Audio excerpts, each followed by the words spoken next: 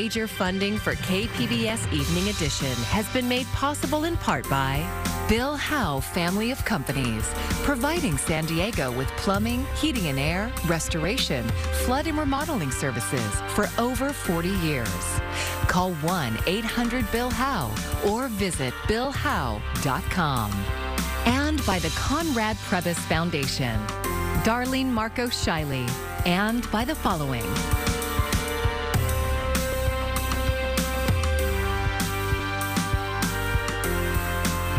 And by viewers like you. Thank you. San Diego hospitals are preparing for surges in COVID-19 and the flu after the Thanksgiving holiday. Good evening, I'm Maya Trabulsi. Emergency rooms are already busy, but as KPBS health reporter Matt Hoffman tells us, doctors say it's not too late to help prevent another winter surge. Around this time last year is when COVID-related hospitalizations started increasing. Scripps Health's chief medical officer, Dr. Ghazala Sharif, says about a week ago they had 52 COVID-positive patients, and now it's risen to just over 80. So we're tracking, unfortunately, at the same rate as we were last year. So we do expect that surge to come right after the holidays. Just rinse and repeat. We've done this before, right? So this is what we see after holidays. So 2 weeks from now, we should see that next surge. Flu cases were low last year, but this November is seeing the most cases in at least a decade. At Scripps alone, flu-related hospital admissions doubled in the last week. So if you think about hospitalizations in general, if we're going to be seeing that volume of COVID patients and add on the flu patients that we have, that could very easily overrun the healthcare system. In years past, high COVID admissions meant some surgeries had to be postponed, but Scripps is hoping to avoid that. We're trying to get, as we call it, preloading, trying to get as many surgeries as we can done before that wave hits. But we're ready for it. The hospitals at this point are not overwhelmed as we were, a year and 2 years ago. And Joshua McCabe is director of emergency services at Sharp Memorial Hospital. He says COVID hospitalizations remain relatively low, but they're also preparing for the worst. At the same time, emergency room visits for influenza-like illness are trending up. McCabe estimates as many as 30% of patients are coming in for that reason, but they don't always have to seek emergency care. Essentially, most people that are presenting with ILI or influenza-like illness, a viral illness with fever, aches, generally they don't need an emergency room. There's really not that much we can do for them in the ER. If there's that level of concern where there's true shortness of breath, fever that you can't break, neurologic symptoms, anything like that, you should absolutely come to the emergency department. But if you're just part of what we call the worried well, where you're worried about exposure, that's probably not the best place for you to go to at this time, given the volume that we're seeing. COVID, the flu, and RSV have health officials concerned about a triple-demic this winter. RSV is a respiratory virus that typically impacts young children. It was surging last month, but Rady Children's Hospital officials do say cases are trending down. They're also seeing more kids coming in with the flu. Health officials are encouraging residents to stay up to date with influenza and the bivalent COVID vaccines. So we still have a Christmas and New Year's. We still have a chance to not get back where we were last January. But that's only if everybody pitches in and does their part. Matt Hoffman, KPBS News. Thousands of people across China are calling for an end to the country's zero COVID policy. The unprecedented protests started over the weekend and continue today. In Hong Kong, people are gathering in groups of 12 since larger gatherings are banned. Demonstrators say they oppose China's repeat lockdowns and strict quarantines. Right, and I know people die because of it, because of the side effects of this policy, right? I think everyone who has a sane mind should say something or do something to stop this unreasonable social measure. Top U.S. health officials have criticized China's approach. The White House coronavirus response coordinator says he doubts the zero COVID policy will stop the virus from spreading. The deadline is almost here to apply for short-term rental licenses in the city of San Diego. KPBS reporter Jacob Ayer says the application is just one step in a process, and some rental managers are concerned. Hosts that rent their whole homes out to visitors now have to apply for a license to do so by November 30th at 5 p.m. That's in hopes that they'll secure a spot as part of the city-run lottery that prioritizes good actors. Well, everybody's worried right? Because nobody knows this. It feels like it's the luck of the draw. Paul Becker is president of Blue Water Vacation Homes, a San Diego company that manages vacation rentals. He's concerned how the new ordinance will limit whole home rentals to 1% of the city's total 540,000 housing units. I don't think that cutting this off is the way to go. I think what they should have done is grandfather in and get to that cap over time through attrition. Under the proposed lottery system, the highest priority will be given to longer tenured rental operators who have no code violations over the last 2 years. The challenge is, making sure that there's enough people to properly enforce it, number one. Number two is making sure there's not what I feel, and I've seen this already happen, where you have neighbors that are NIMBYs, they just don't want short-term rentals no matter what. And so there's been false complaints. There's been a lot of challenges that we've had. Vacation rental hosts who plan to rent their entire home for more than 20 days out of the year will find out if they were chosen to get a license by December 16th. Those who operate vacation rentals less than 20 days a year or rent out only part of their home while present still have to get a license but will not be part of the lottery system. In a written statement, the City of San Diego said that enforcement can include administrative warnings, citations of up to $1,000, civil penalties of up to $10,000 per violation, and in extreme cases, property liens. Before beginning the application process, hosts need an active transient occupancy tax certificate and to make sure all rental unit business taxes are in active paid status. Becker says the new regulations could impact the region's tourism industry. I think if the enforcement was done before we got to this point, we would have been in a much better position rather than cutting property rights and cutting off potential short-term rentals for guests coming to San Diego. All licenses will be good for a 2-year period. Enforcement of unlicensed or improperly licensed properties operating as a short-term rental in the city of San Diego will begin on May 1st, 2023. Jacob Ayer, KPBS News. With rent still unaffordable to many San Diegans, there is a push to bring more lower-cost housing to the region and at a faster pace. Coming up, how prefabricated homes could help meet those goals.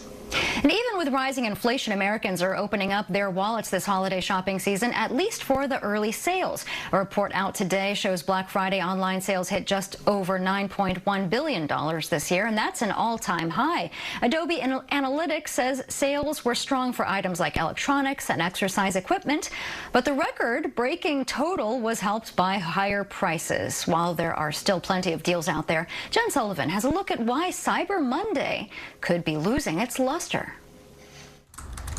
Despite higher prices and rising interest rates, online holiday shopping is seeing major growth, but there are signs of a slowdown. The online piece has slowed a bit, and we'll see a resurgence in consumers back in stores this holiday season in ways we haven't seen for the 2 or 3 years. The NRF estimates Americans will still spend in record numbers this season. But according to Adobe Analytics, customers in the first 3 weeks of this month spent $64.5 billion online. That's only a tiny 0.1% gain from last year, with their data also showing that discounts only get deeper in the run-up to Cyber Monday. With some experts saying as more people shop early, it could make Cyber Monday less relevant in the future. Retailers have really responded by moving those deals and promotions up earlier to give people more time. The National Retail Federation says their data shows shoppers started their holiday shopping as early as September, suggesting they're more budget conscious and are not waiting until Cyber Monday or beyond to find deals. Particularly right now with inflation top of mind, consumers are looking to spread out some of that spending. But other signs of an online shopping slowdown are also emerging, with Amazon forecasting fourth quarter sales below analysts' expectations. Meanwhile, the president of e-commerce website Shopify says he's very optimistic about sales on this platform this season. We were already seeing numbers slightly up from last year. For today's Consumer Watch, I'm Jen Sullivan. A major storm system is causing flight delays at airports across the nation just as travelers wrap up their holiday weekend. And as Isabel Rosales reports, a new storm system now threatens more than 25 million Americans. The Storm Prediction Center sounding the alarm on a significant severe weather event. An indication here is a level 4 on a scale of 1 to 5, and damaging winds, large hail are the primary threats, but there is an elevated risk here for tornadoes as well. It especially threatens 1.5 million people across the lower Mississippi River Valley. Significant tornado outbreaks expected late afternoon on Tuesday, with dangerous nocturnal tornadoes possible as people sleep. From storm systems to snowfall. It's going to be very, very dangerous. Reduced visibility and hazardous driving conditions in Washington. The roads are getting pretty bad. As snow spreads across the Mountain West and into the Midwest. All as Americans take to the skies in pandemic-era record numbers. It's great. It was very so smooth. great. Yeah, just coming early. It was so shocking. The TSA reports more than 2.5 million people were screened at airports Sunday. Despite the crowds, airlines avoided the problems that plagued them during the summer. Just a few dozen cancellations Sunday compared to more than 50,000 flight cancellations over several months. It's actually been a pretty smooth experience so far. So, yeah, it's been a lot easier than last year, I think. But not smooth for all. Poor weather conditions forcing thousands of flight delays. Not as glamorous as it used to be, but it's worth it. You get to spend time with your family. With the busy holiday travel season not yet over, travelers across the country keeping a close watch on the weather. Isabel Rosales, KPBS News.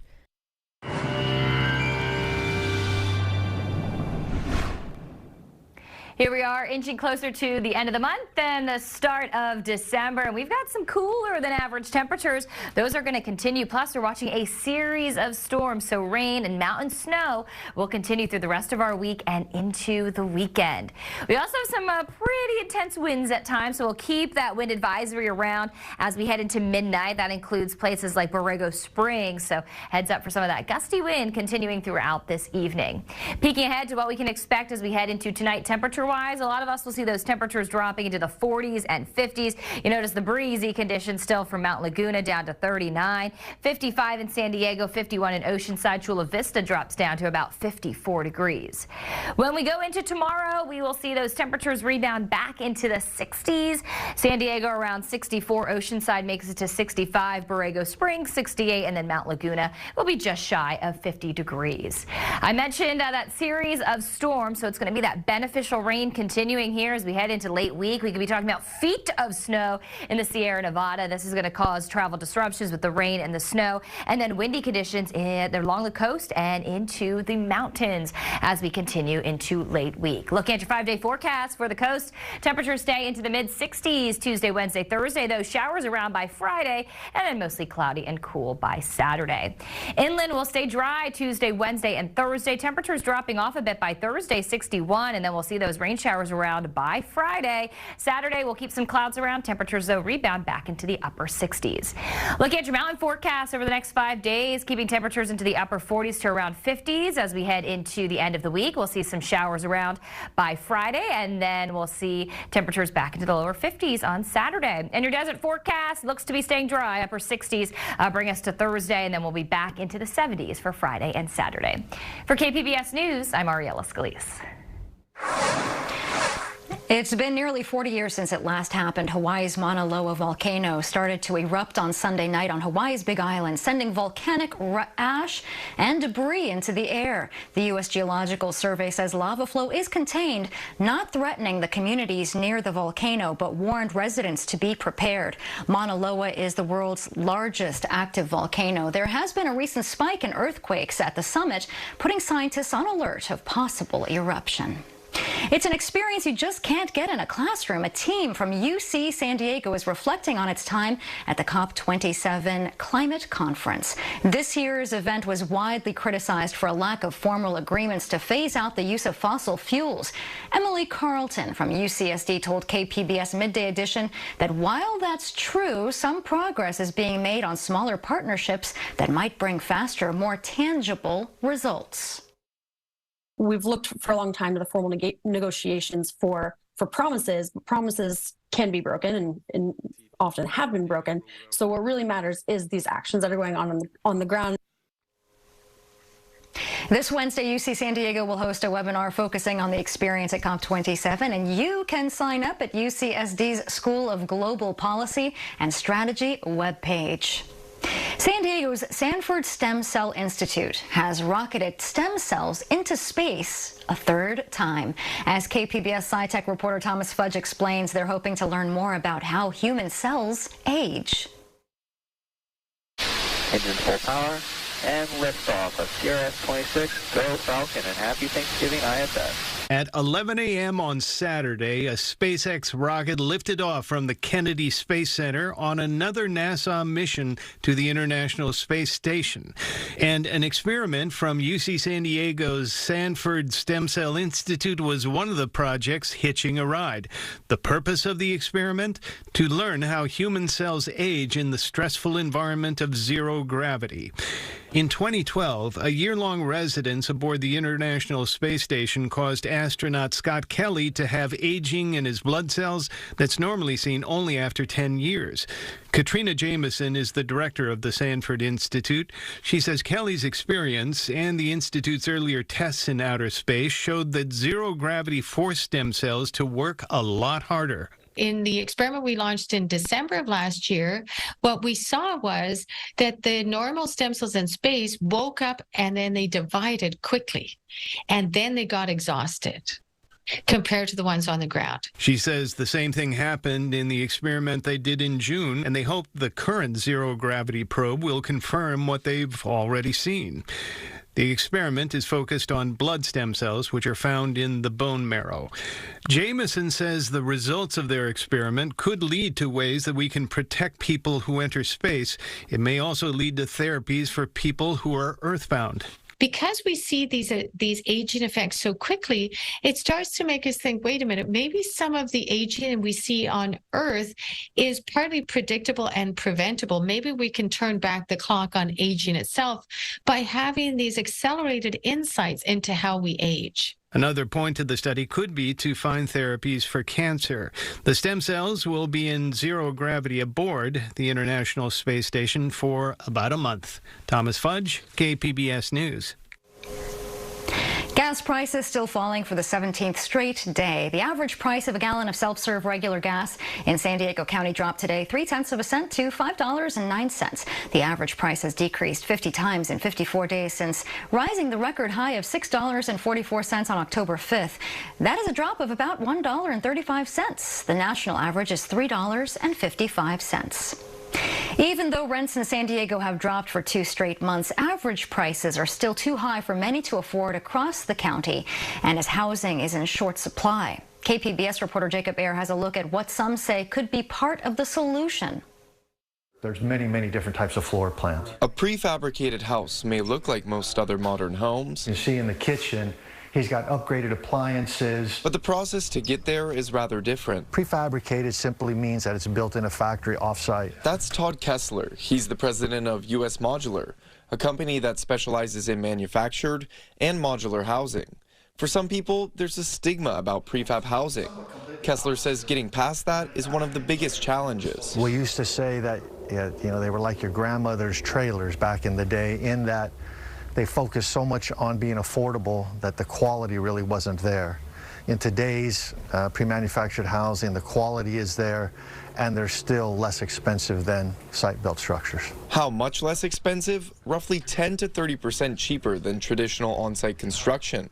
And Kessler says it can be done faster. We have an open lot that we wanted to build on. David Lynch is adding a manufactured home next to his own house in El Cajon. And everything's ready to go. So you just get the efficiency of time, and then the cost is substantially less than having to do a custom build, which we've gone through before, so we know how painful and how expensive it can be. There are several types of prefab housing, from one-story manufactured homes to whole apartment blocks. Drew Orenstein is the CEO of Impact Housing, which develops modular housing complexes. Orenstein sees them as a way to build high-quality multifamily homes in a quicker and more cost-effective way that he says will improve the lives of low and moderate income households. We take the cost savings, we take the time savings, and we translate that into what we hope to be a reduction in their rental price point. But it's everything starting from about $1,500 and then up. Orenstein says his company is bringing more of these complexes to the region, including a potential 900-unit development in Barrio Logan. But there are concerns in the community that there won't be units for very low-income families, according to Barrio Logan's Julie Corrales. So unless you're building affordable housing and incorporating affordable housing units into every development in our community, you're displacing folks. The state and region's policy shift to a Build Now approach has begun to open the doors for more prefabricated housing in the county. In fact, a modular housing manufacturing facility is coming to the Imperial Valley next spring and is expected to serve San Diego County. Pete Gombert co-founded the company called IndieDwell. We can build it with labor that have a great job living where they are and then ship the units to a high-cost market. He says a perk of modular housing construction is that it can come in all shapes and sizes, so it also works for smaller units to shelter those experiencing homelessness. Those units are about 380 square feet. They're studios, so we've actually got a 260 square foot micro studio that we do. But some projects could be up to 7 stories due to their use of steel frames instead of wood, with bigger units. We've got some larger projects where we're doing 2 or 3 bedrooms that are 960 to 1,100 square feet. Regardless of the size, financing prefabricated developments can be an issue, partly because it's a newer industry in the U.S. and there aren't many developers. Sean Harris is with San Diego Commercial and Business Financing. Well, it'll be easier the longer we go, the more builders of this type there are out there. I would say with this type of an asset, you're going to get this type of a project, you're going to get a lot of help from the city, so that deflects some of the risk for an investor. Back in El Cajon, the speed and savings of getting a prefabricated home are allowing Lynch to list the unit under market value, with a young family in mind. A 1-bedroom, 2-bedroom place to rent's already expensive. It's ridiculous. And then, so the families need a bit more space. You know, so this is a 3-bedroom. They have capacity to grow, like with a couple kids. Amid a housing crisis that's taken the hardest toll on low and middle income earners, backers of prefabricated housing say it offers a glimmer of hope to provide a quality home for rent or purchase at a lower cost that can be move-in ready in a fraction of the time. Jacob Ayer, KPBS News. It's a movement that fosters the goodness of giving, and this Giving Tuesday, the San Diego Humane Society is asking for your help to care for the thousands of animals in their care. But it gets better. Your donation will be matched dollar for dollar for up to $50,000, which means the organization can double its service toward animal care. The GEM Project is offering the matching campaign funds, and gifts received by midnight tomorrow will be doubled. And to donate, you can go to sdhumane.org or text MATCH to 50155. The SDSU football team is looking forward to a Hawaiian getaway to wrap up its season. The Aztecs are accepting an invitation to play in the Hawaii Bowl on Christmas Eve, December 24th. Their opponent will be the Middle Tennessee Blue Raiders. Both teams finished their regular season with a 7-5 record. ESPN will carry the game with kickoff scheduled for 5 p.m. Pacific time.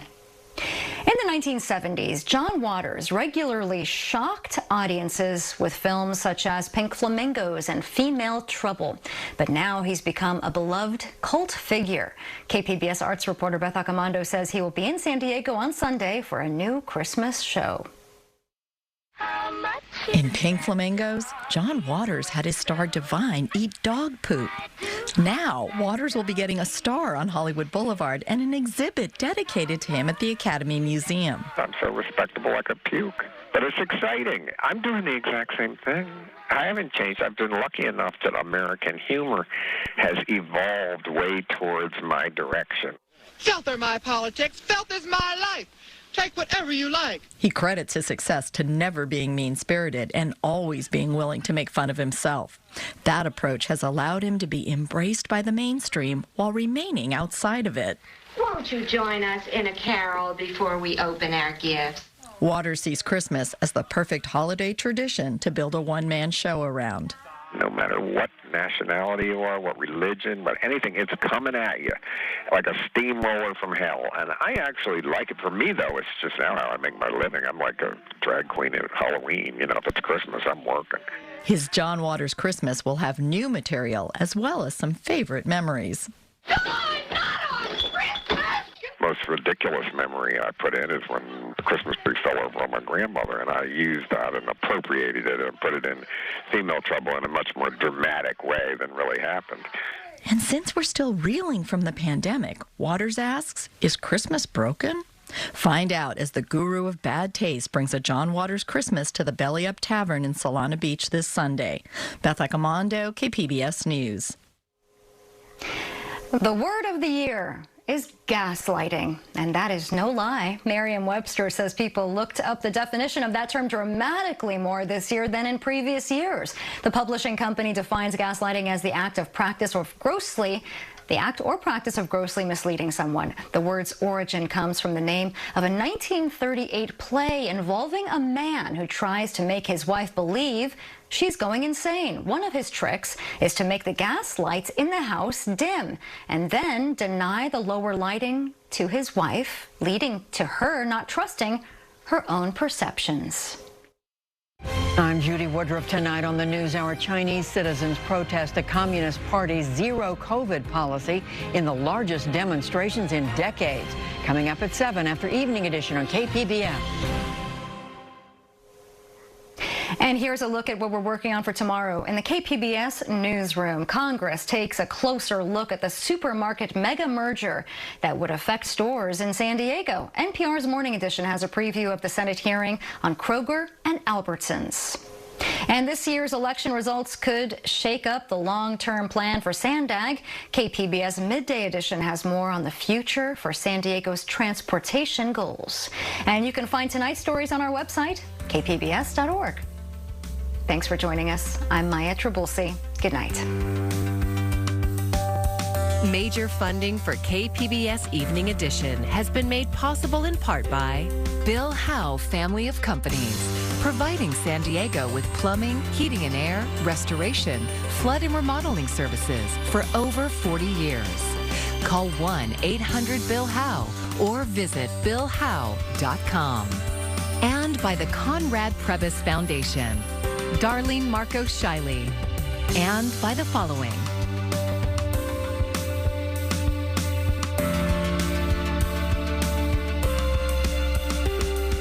And by viewers like you. Thank you.